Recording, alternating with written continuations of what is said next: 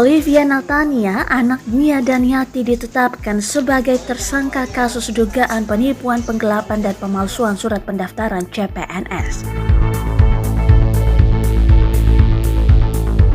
Dilansir dari tribunnews.com, ia kemudian ditahan usai menjalani serangkaian pemeriksaan di Polda Metro Jaya terkait kasus yang menjeratnya tersebut pada Kamis 11 November 2021.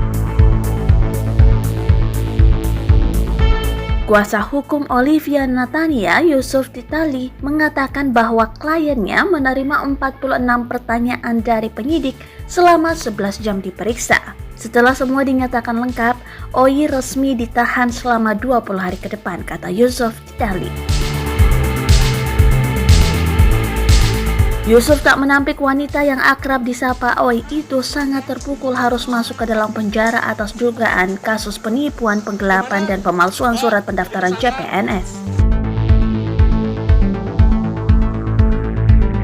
Yusuf menyebut usai menggunakan baju tahanan, Olivia Natania putri Nia Daniati itu langsung menjalani pemeriksaan kesehatan di Bidokes Polda Metro Jaya. Setelah itu Olivia langsung ditahan. Diberitakan sebelumnya salah satu korban bernama Karno melaporkan Olivia Natania dan suaminya Rafli Novianto Tilar ke Polda Metro Jaya pada 23 September 2021 dengan nomor laporan LPB 4728 9 SPKT Polda Metro Jaya.